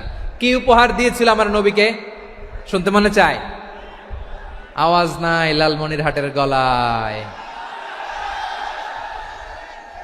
শুনতে মনে যায়? 1000 স্বর্ণ মুদ্রা, 1000 স্বর্ণ মুদ্রা। 2টা খ্রিস্টান দাসী, একজনের নাম মারিয়া বিনতে শামাউন আল কিবতিয়া, আরেকজনের নাম সিরিন বিনতে শামাউন আল কিবতিয়া। একজন খ্রিস্টান দাস 20 থান কাপড় জামা বানানোর জন্য, আমরা নবী যেন সেলাই করে জামা বানাতে পারে এজন্য 20 থান কাপড়, 20 থান ফাইন গার্মেন্ট, সুবহানাল্লাহ পড়বেন না? এরপরে একটা গাধা যেটার নাম ছিল উফাইর, আর একটা খচ্চর, এটার নাম ছিল দুলদুল। খচ্চর চিনেন? গাধা আর ঘোড়ার ক্রসিং এ যে প্রাণীটা দুনিয়াতে আসে ওটার খচ্চর বলে। তো এই যে সুপার পাওয়ার, খ্রিস্টান বাদশার কাছে নবী চিঠি লিখলেন, ওই খ্রিস্টান বাদশা আমার নবীকে উপহার দিল, বিশ্বনবী এই উপহারগুলো সানন্দে গ্রহণ করেছে। সুবহানাল্লাহ পড়বেন না? তাহলে অমুসলিম কেউ যদি আপনাকে উপহার দেয়, হালাল উপহার হলে আপনি গ্রহণ করতে পারবেন। অনুরূপভাবে পারস্যের বাদশাহ, রোম সম্রাট বিশ্বনবীকে উপহার পাঠিয়েছেন, আমার নবী সবগুলো উপহার গিফট গ্রহণ করেছেন। সুবহানাল্লাহ বলেন। তাহলে প্রিয় লালমনিরহাট, আওয়াজ করে বলুন, ইসলাম কি ন্যারো মাইন্ডেড রিলিজিয়ন না ব্রড মাইন্ডেড? আম্মাজান আয়েশার কাছে মাসালা জানতে চায় মেয়েরা, হে আম্মাজান, অগ্নি উপাসকেরা তাদের ঈদের দিন নওরোজের সময় আমাদেরকে পাখি দেয়, নেওয়া যাবে? উনি বললেন, ওরা জবাই করে দিলে নেওয়া যাবে না, কিন্তু ওরা যদি ফল মূল এরকম খাবার দেয় এগুলো নেওয়া যাবে। তার মানে অমুসলিমদের দেয়া উপহার এটা গ্রহণ করা যায়। সুবহানাল্লাহ বলেন। শুধু তাই নয়, বিষ্ণু ঈসা ইসলাম অমুসলিমদের সাথে আর্থিক লেনদেনও করেছেন, ফিনান্সিয়াল ডিলিং করেছেন। অমুসলিমদের সাথে প্রয়োজনে আপনি ফিনান্সিয়াল ডিলিং করতে পারবেন। আমরা প্রায় দেখি বাজারের মিষ্টির দোকানগুলো আমার হিন্দু ভাইদের। লালমনিরহাটে মিষ্টির দোকান, দইয়ের দোকান কারা চালায়? হিন্দুরা চালায় না? তারপরে যে বারবার শপ, চুল কাটে যে নাপিত, অধিকাংশ নাপিতের দোকানে কারা? আমার হিন্দু ভাইরা। তা আপনি চুল কাটতে পারবেন কিনা? পারবেন কিনা বলেন? পারবেন। তার দোকান থেকে দই মিষ্টি কিনতে পারবেন কিনা? হ্যাঁ, আমার মুসলিম ভাইয়ের দোকান থাকলে ওইটারে আমি বেশি প্রায়োরিটি দিব, ঠিক কিনা? কিন্তু যদি তাদের সার্ভিস নিতে চান, প্রোডাক্ট নিতে চান, পারবেন। তার দলিল সহিহ বুখারী, আম্মা জান আয়েশা রাদিয়াল্লাহু তাআলা আনহা বলেন, ইশতারা রাসূলুল্লাহ সাল্লাল্লাহু আলাইহি ওয়াসাল্লাম মিন ইয়াহুদিয়িন তুআমান ওয়া রাহানাহু দিরআহু মিন হাদিদ। রাসূল সাল্লাল্লাহু আলাইহি ওয়াসাল্লাম এক ইহুদির কাছ থেকে, কার কাছ থেকে? সবাই বলে নাই। কার কাছ থেকে? আমার নবী, পেয়ারা নবী এক ইহুদির কাছ থেকে জব কিনেছিল। জব, বার্লি, যেটা দিয়ে রুটি বানায়। ওই জবের দাম দেওয়া টাকা পয়সা নবীর কাছে ছিল না, ফলে নবী ওনার একটা পোশাককে মর্গেজ রেখেছিলেন, মর্গেজ, বন্ধক, যে এখন এটার দাম দিতে পারবো না, কয়েক কেজি বার্লি নিয়ে যাই আর বন্ধক হিসেবে আমার জামাটা রেখে গেলাম, যেই দিন দাম দিব ওই দিন জামাটা ছুটাই নিয়ে যাব। সুবহানাল্লাহ পড়বেন না? বাকিতে নিছিলেন, বাকিতে। দিরআহু মিন হাদিদ, লোহার তৈরি বর্ম, মানে যুদ্ধের পোশাক, লোহা দিয়ে বানানো। বিষ্ণুনবী বললেন, কয়েক কেজি জব দাও, টাকাটা পরে দিব, এখন টাকা নাই, বন্ধক হিসেবে, মর্গেজ হিসেবে আমার জামা রেখে গেলাম, যখন টাকা দিব জামা ছুটায় নিব। আওয়াজ করে বলতে হবে সুবহানাল্লাহ। এ থেকে বোঝা গেল অমুসলিমদের সাথে ফিনান্সিয়াল ডিলিং করা যায়, অর্থনৈতিক লেনদেন করা যায়, কেনাবেচা করা যায়, প্রোডাক্ট কেনা যায়। এমনকি আমাদের মসজিদে নববীতে বারান্দায় আপনার একটা অটোমেটিক ফ্লাইং আমব্রেলা দেখছেন? সূর্য যখন বাড়ে মসজিদে নববীর বারান্দায় ইয়ার্ডের মধ্যে অটোমেটিক্যালি কিছু আমব্রেলা আছে, সাঁ করে খুলে যায়, আর সূর্যের তাপ লাগে না। আবার সন্ধ্যাবেলায় এই আমব্রেলাগুলো ওরা ক্লোজ করে ফেলে, দেখেন নাই না? দেখছেন? এই মসজিদে নববীকে সর্বোচ্চ উন্নত মানের কনস্ট্রাকশন ইনফ্রাস্ট্রাকচারে ডেভেলপ করার জন্য কর্তৃপক্ষ কিছু অমুসলিম ইঞ্জিনিয়ারের, ডিজাইনারের সহায়তা নিয়েছিল। সুবহানাল্লাহ বলেন। কোন দলিলের ভিত্তিতে? এই দলিলের ভিত্তিতে যে বিষ্ণু ঈসা ইসলাম অমুসলিমদের সাথেও লেনদেন করেছেন। আওয়াজ করে বলতে হবে আল্লাহু আকবার। শুধু তাই নয়, ইন কেস অফ ইমার্জেন্সি, প্রয়োজনে ইসলামের খাতিরে, ইসলামকে সামনের দিকে এগিয়ে নিয়ে যাওয়ার জন্য অমুসলিমদের সাপোর্ট নেওয়া জায়েজ আছে। সুবহানাল্লাহ বলেন। অমুসলিমদের সাপোর্ট নেয়া, তাদের থেকে অর্থ নেয়া, পলিটিক্যাল সাপোর্ট, পলিটিক্যাল অ্যাসাইলাম নেওয়া জায়েজ আছে। আমাদের অনেক বিশ্ববরেণ্য দায়ীরা আমেরিকায় অস্থায়ীভাবে অ্যাসাইলাম নিয়ে থাকে, নিজের দেশে গেলে ফাঁসিতে ঝুলাই দিবে, যুগ যুগ ধরে দায়ীদের উপরে এরকম অত্যাচার আর নির্যাতন আছে না নাই? মিশরের অনেক দায়ীরা পাশ্চাত্যে যেয়ে থাকে, এই যে তারা পলিটিক্যাল অ্যাসাইলাম নিয়ে থাকে, রাজনৈতিক আশ্রয়, এটা জায়েজ আছে না? এটা যে জায়েজ আছে তার প্রমাণ স্বয়ং বিশ্বনবী সাল্লাল্লাহু আলাইহি ওয়াসাল্লাম পলিটিক্যাল সাপোর্ট নিয়েছিলেন অমুসলিমদের কাছ থেকে। সুবহানাল্লাহ বলেন। খুব মজাদার একটা ঘটনা শুনবেন। আপনাদের আগ্রহ দেখে তো মনে হয় না শোনার ইচ্ছা আছে। আছে আছে, গলায় জোর আছে। লিল্লাহি তাকবীর, লিল্লাহি তাকবীর, নারায়ে তাকবীর। মাশাআল্লাহ।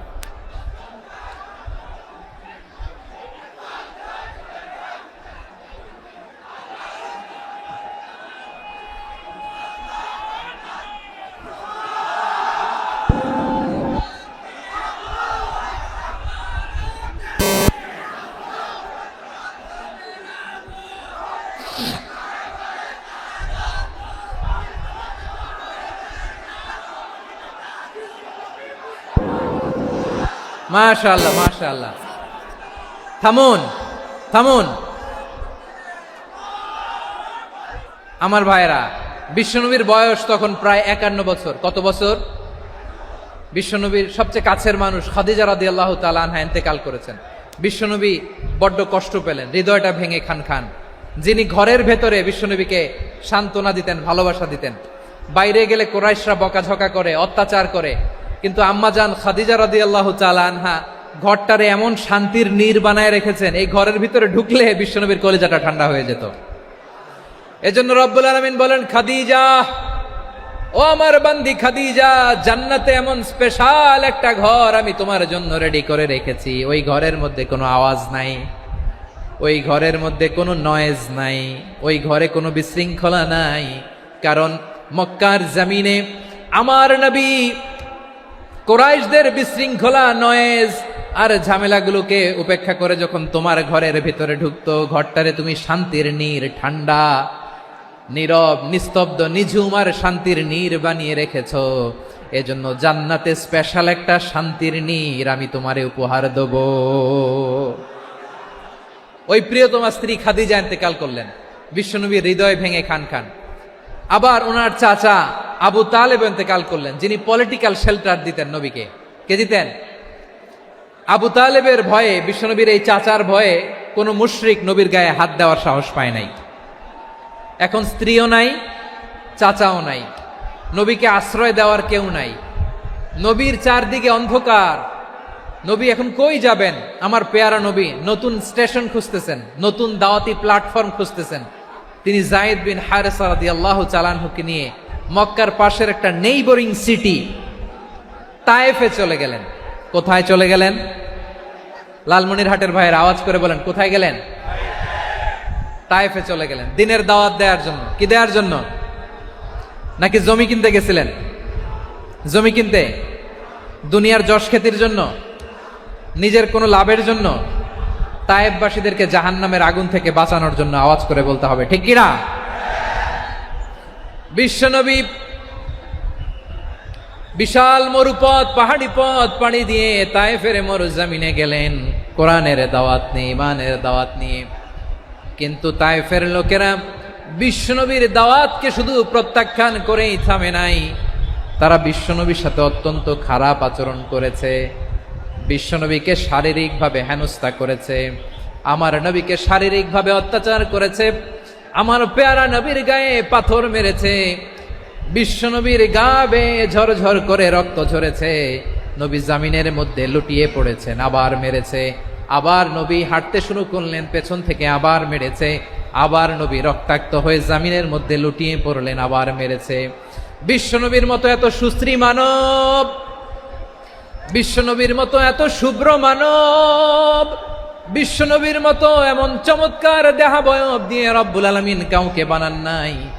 এরকম চমৎকার মানুষটাকে তারা তায়েফের ওই জমিনে রক্তাক্ত করেছে। বিশ্বনবী দুনিয়ার কোনো স্বার্থের জন্য সেখানে যান নাই, নিজের কোনো লাভের জন্য, প্রাপ্তির জন্য যান নাই, তায়েফবাসীদের জাহান্নামের আগুন থেকে বাঁচাতে গিয়েছেন। ঠিক কিনা বলেন?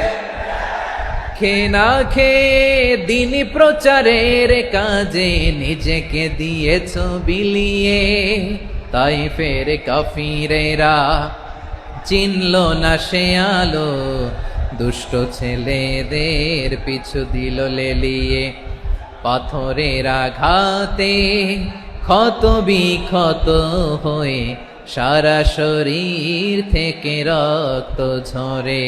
হে রাসূল তোমাকে ভুলি আমি কেমন করে, হে রাসূল তোমাকে ভুলি আমি কেমন করে। পারেন না আপনারা? ধরুন আমার সাথে। হাজার ব্যথা বেদনার পরে ফিরে আসনি তুমি আপন ঘরে, দিনের আলো তুমি ছড়িয়ে দিতে, চলে গেলে মদিনায় মক্কা ছেড়ে। হে রাসূল তোমাকে ভুলি আমি কেমন করে, হে রাসূল তোমাকে ভুলি আমি কেমন করে। ঠিক কিনা বলে? প্রিয় ভাইরা, তাইফের ছেলেরা নবীকে রক্তাক্ত করলো। আমার নবী কই যাবে? কই যাবে? মক্কায় জায়গা নাই, তাইফে জায়গা নাই। তাইফ থেকে ভারাক্রান্ত মন নিয়ে আমার নবী মক্কায় ফিরে আসলেন। বিশ্ব নবী মক্কায় ঢুকতে পারেন না। মক্কার মরুভূমির দিকে তাকিয়ে, উপত্যকার দিকে তাকিয়ে বিশ্বনবী ধা ধা করে কাঁদেন, ঝরঝর করে। নবীর চেহারা মোবারক থেকে চোখের পানিগুলো বেয়ে বেয়ে পড়ে। আমার জন্মস্থান, আমার শৈশব, কৈশোর, যৌবন কেটেছে এই মক্কায়। আমার এলাকায় আমি ঢুকতে পারি না। বিশ্বনবী মক্কার অনতি দূরে দাঁড়িয়ে জায়েদকে পাঠালেন, জায়েদ যাও দেখো কেউ আমাকে সাপোর্ট করার মতো আছে কিনা, যাও অমুকের কাছে যাও। সাইয়েদনা জায়েদ গেলেন, তারাও প্রত্যাখ্যান করে ফিরিয়ে দেয়। বিশ্বনবী বললেন যাও অমুক লোকের কাছে যাও, তিনিও প্রত্যাখ্যান করে ফিরিয়ে দিলেন। কেউ বিশ্বনবীকে আশ্রয় দিতে রাজি হয় না। নিজ জন্মভূমিতে বিতাড়িত বিশ্বনবী, সর্বশেষ বিশ্বনবী বললেন যাও মুতঈম ইবনে আদির ঘরে যাও। মুতঈম ইবনে আদি মুশরিক, তার কাছে যাও। গেলেন, মুতঈম ইবনে আদি রাজি হয়ে গেল। সুবহানাল্লাহ বলেন। দেখেন, অনেক বিপদের সময়ও আমি নিজে সাক্ষী, সামাজিকভাবে রাজনৈতিকভাবে কত ঝঞ্ঝা, কত ষড়যন্ত্র, কত কনস্পাইরেসি পাড়ি দিয়ে আমাদেরকে সামনে এগিয়ে যেতে হয়।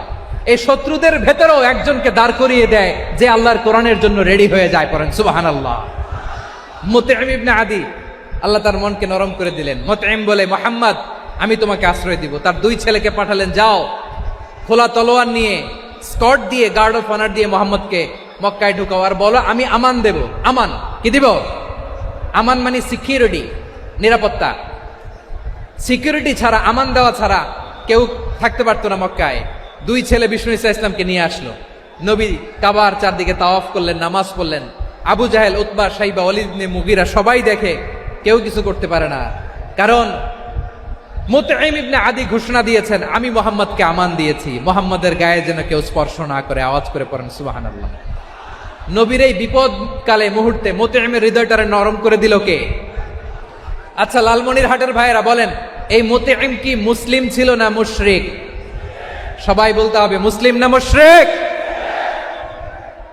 তাহলে মুশরিকের কাছ থেকে নবী পলিটিক্যাল অ্যাসাইলাম, আধুনিক রাষ্ট্রবিজ্ঞানের ভাষায় পলিটিক্যাল অ্যাসাইলাম, যেটাকে বলে রাজনৈতিক আশ্রয়, উনার আমান বা নিরাপত্তার এই ঘোষণায় তিনি মক্কায় ঢুকলেন। যতদিন নিরাপত্তা ছিল ছিলেন।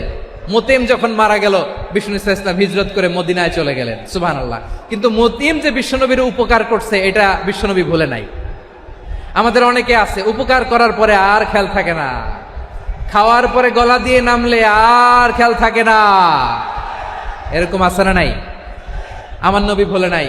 বদরের প্রান্তরে 70 জন কাফেরকে যখন বন্দী করে বিশ্বনবীর সামনে হাঁটু গেড়ে দাঁড় করানো হলো, বসানো হলো, 70 জন কাফের। কয়জন? বিশ্বনবী তাদের দিকে তাকিয়ে বললেন, সহিহ বুখারীর বর্ণনা, লাউ কানাল মুতঈম ইবনে আদি হাইয়ান সুম্মা কাল্লামানি হাউলা ইন্নাতনা লা তারাকতুহুম লাহু। বদরের প্রান্তরে 70 জন বন্দী কাফিরের দিকে তাকিয়ে আমার নবী বললেন, আজকে মুতঈম ইবনে আদি যদি বেঁচে থাকতো আর তোমাদের 70 জনের ব্যাপারে যদি মোতেআম এক বাক্যে একটা সুপারিশ করত, তার সম্মানে আজকে তোদের সবাইরে আমি মাফ করে দিতাম। সুবহানাল্লাহ নাই? ওই যে চিল্লাচিল্লি যে কথা বোঝে নাই, কোন জিনিস মিস করছে ওরা নিজেরাও বোঝে নাই। বিশ্বনবী মোতেআমের এই সাহায্যের কথা বলে নাই। 70 জন মুশরিক হাঁটু গেড়ে বসা, নবী চাইলে এখনই এক্সিকিউশন অর্ডার দিতে পারে। তিনি বললেন, আজকে যদি মোতেআম বেঁচে থাকতো আর মোতেম যদি তোদের জন্য সুপারিশ করতে, এই আবর্জনাগুলোর ব্যাপারে সুপারিশ করতে, আমি মুহূর্তেই তোদেরকে এমনি মাফ করে দিতাম। এবার বলেন, ইসলাম কি ন্যারো মাইন্ডেড না ব্রড মাইন্ডেড? শুধু তাই নয়, যাকে যে সম্মান দেয়ার আমার নবী দিতেন, হোক আস্তিক হোক নাস্তিক, হোক মুসলিম হোক অমুসলিম। বিষ্ণু ইসলাম যখন রোমান সম্রাটের কাছে চিঠি লিখেছেন, আমার প্রিয় লালমনিরহাটের ভাইরা, অল্প কয়েক মিনিট কয়েকটা জরুরি কথা বলবো, এদিকে তাকান, এদিকে তাকান।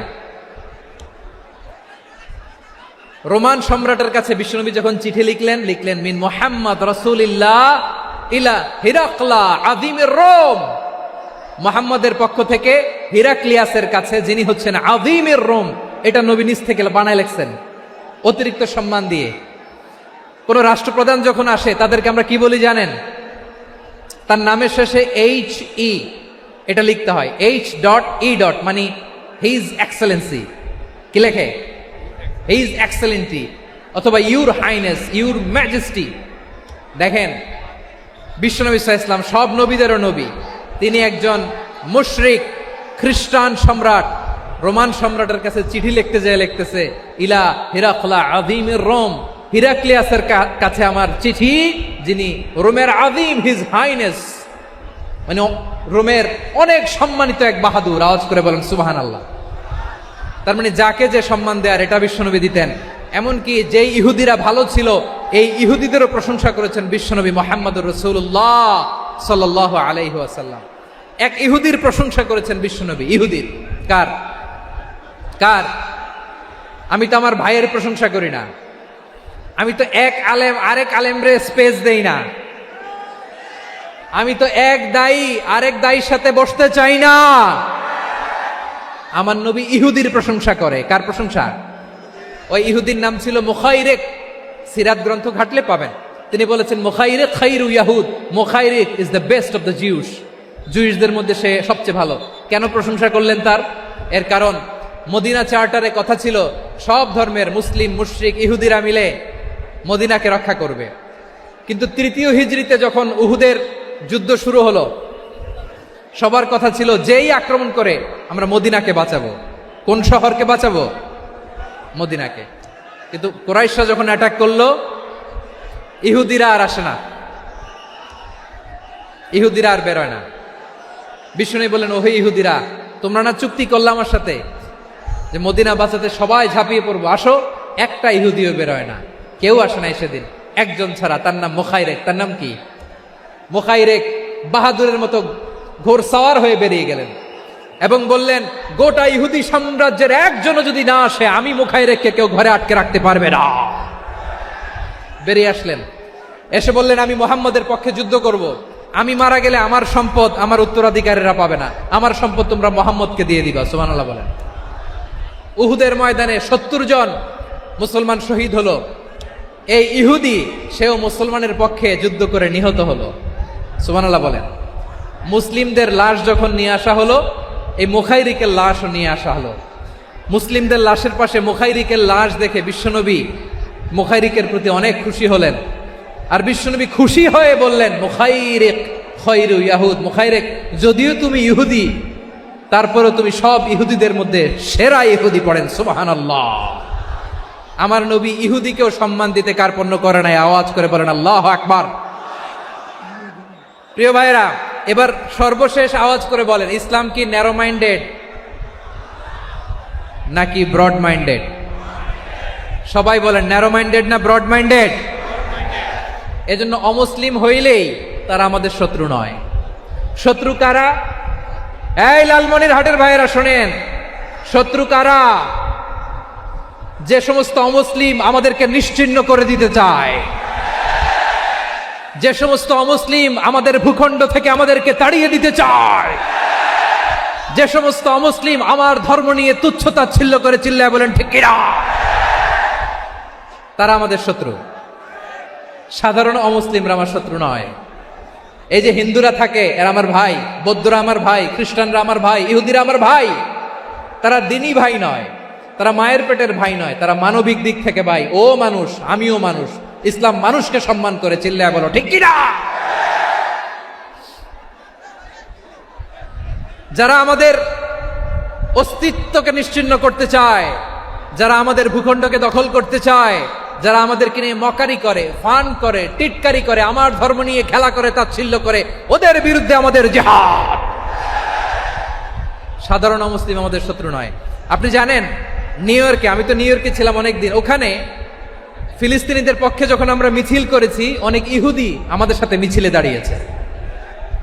কারণ ওরাও জানে এই ভূখণ্ড ফিলিস্তিনিদের ভূখণ্ড। আওয়াজ করে বলো লালমনিরহাট ঠিক কিনা। ইসরায়েলের রাজধানী খোদ তেল আবিবে অনেক ইহুদিরা বেঞ্জামিন নেতানিয়াহু তার বিরুদ্ধে মিছিল করেছে। তো তারা কি আমাদের শত্রু? না।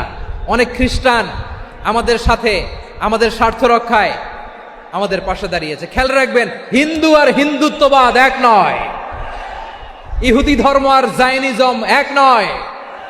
জায়নিজমের বিরুদ্ধে আমাদের সংগ্রাম, আমাদের জেহাদ, চিল্লায় বলেন ঠিক কিনা।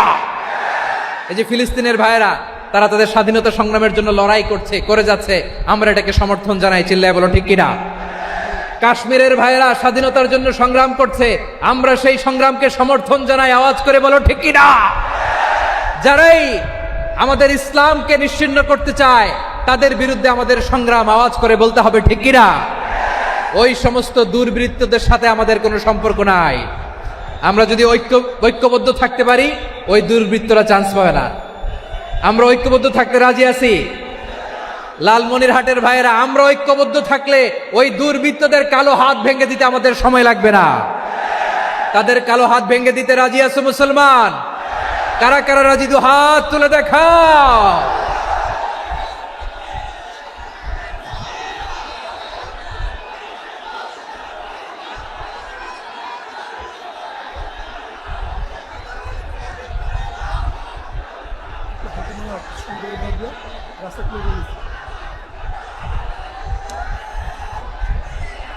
আমার প্রাণ প্রিয় লালমনিরহাটের ভাইয়েরা, শত্রু কাফের আর অশত্রু কাফেরের মধ্যে পার্থক্য আছে না নাই? আবু তালেবও মুশরিক, আবু জাহেলও মুশরিক, কিন্তু দুই মুশরিকে পার্থক্য আছে না নাই? আবু তালেব নবীর চাচা, মুশরিক, মারা গিয়েছে মুশরিক অবস্থায়, কিন্তু আজীবন আমার নবীকে আগলে রেখেছে, আমার নবীকে সাপোর্ট করেছে, ভালোবেসেছে। আবু জাহেলও মুশরিক, মারা গিয়েছে মুশরিক হিসেবে, আজীবন আমার নবীর বিরুদ্ধাচারণ করেছে। আবু জাহেলের শক্তি, সামর্থ্য, স্ট্র্যাটেজি, প্ল্যান সব আমার নবীর বিরুদ্ধে ছিল। এই আবু জাহেলের কারণে একটা দিন শান্তিতে আমার নবী মক্কায় ঘুমাতে পারে নাই, চিল্লায় বলেন ঠিক কিনা।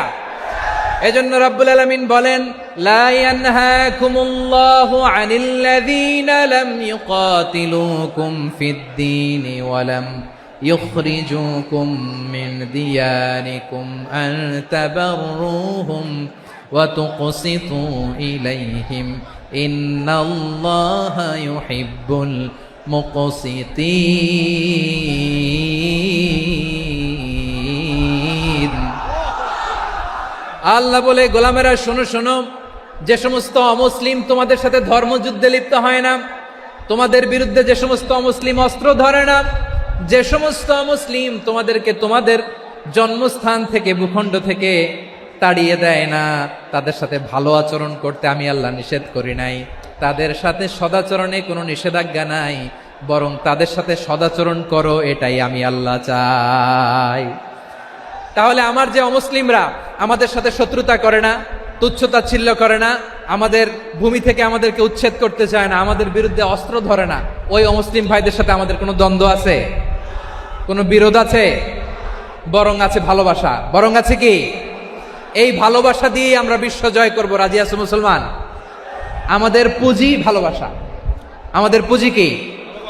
এবার আওয়াজ করে বলেন, আমার এই পুরো আলোচনা থেকে the religious coexistence, peaceful coexistence, শান্তিপূর্ণ সহাবস্থান, কমিউনাল হারমোনি, এই সাম্প্রদায়িক সম্প্রীতি, এই আলোচনা থেকে কি বুঝলেন? ইসলাম কি ন্যারো মাইন্ডেড না ব্রড মাইন্ডেড? এই ব্রড মাইন্ডেড হৃদয় নিয়ে ভালোবাসা দিয়ে আমরা বিশ্ব জয় করতে চাই। রাজি আছেন?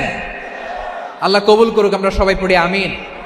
লালমনিরহাটের জেলা স্টেডিয়ামে আমার প্রিয় মায়েরা বোনেরা, আপনাদের জন্য একটা হাদিস বলে শেষ করব। বিশ্বনবী বলেন, আমার মায়েরা খেয়াল করে শুনুন, বিশ্বনবী আপনাদের উদ্দেশ্য করে বলেন, আল মারআতু ইযা সাল্লাত খামসাহা ওয়া সামাত শাহরাহা হাফিজাত ফুরুজাহা আতাআত বা'লাহা ফালতাদখুল মিন আইয়ি আবওয়াবিল জান্নাতি শাআত। বিশ্বনবী বলেন, ও রমণীরা, ও নারীরা, যে সমস্ত নারী এই 4টা কাজ করবে, এই 4টা কাজের গ্যারান্টি দিবে, তাদেরকে জান্নাতের 8টা দরজার গ্যারান্টি দেয়া হবে। কি 4টা কাজ? 1 নাম্বার, আল মারআতু ইযা সাল্লাত খামসাহা, যে নারী 5 ওয়াক্ত নামাজ পড়ে। কি করে? জেলা স্টেডিয়ামে অবস্থানরত আমার নারীরা বোনেরা, বিশ্বনবী আপনাদেরকে 4টা কাজের কথা বলেছেন, খুব বেশি না। 4টা করলে 8 জান্নাতের দরজা সব খোলা। কোনটা দিয়ে যাবেন?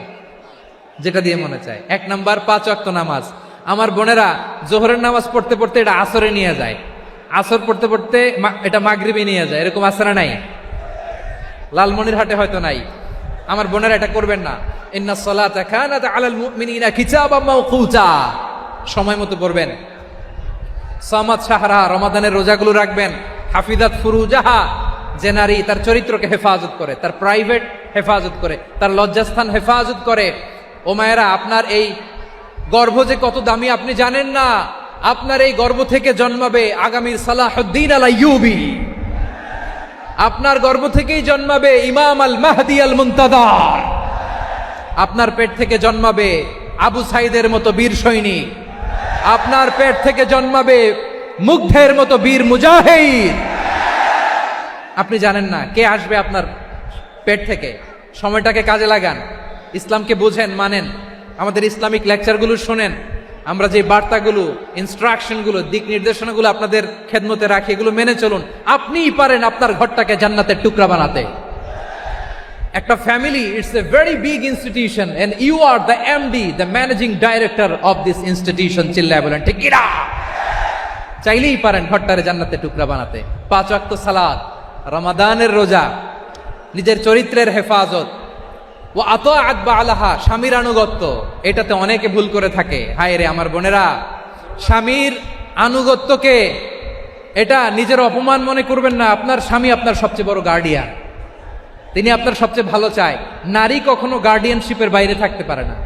হয় আপনি বাবার গার্ডিয়ানশিপের ভেতরে, বাপ না থাকলে ভাই আপনার গার্ডিয়ান, ভাই না থাকলে চাচা গার্ডিয়ান, বিয়ের পরে আপনার স্বামী আপনার গার্ডিয়ান। শরিয়া সম্মত স্বামীর আদেশগুলো আপনি মেনে চলবেন, কিন্তু শরিয়া বিরুদ্ধ কোনো আদেশ মানতে আপনি বাধ্য নয়। আওয়াজ করে বলুন সবাই ঠিক কিনা? এই 4টা কাজ যদি কোনো নারী করে, বিশ্বনবী বলেন জান্নাতের 8টা দরজা খোলা। তোমার যেটা দিয়ে মনে চায় সেটা দিয়ে জান্নাতে তুমি এন্ট্রি নিতে পারবা। আমরা এখানে লালমনিরহাটের সোহরাওয়ার্দী ময়দানে আজকে যেমন একত্রিত হতে পারলাম, আল্লাহর জান্নাতেও যেন একত্রিত হতে পারে। আল্লাহ তুমি তৌফিক দান করো। আল্লাহ আমার এই কলিজার টুকরা যুবক ভাইদেরকে তুমি ওমরে ফারুকের মতো কবুল করো। জেলা স্টেডিয়ামে অবস্থানরত আমার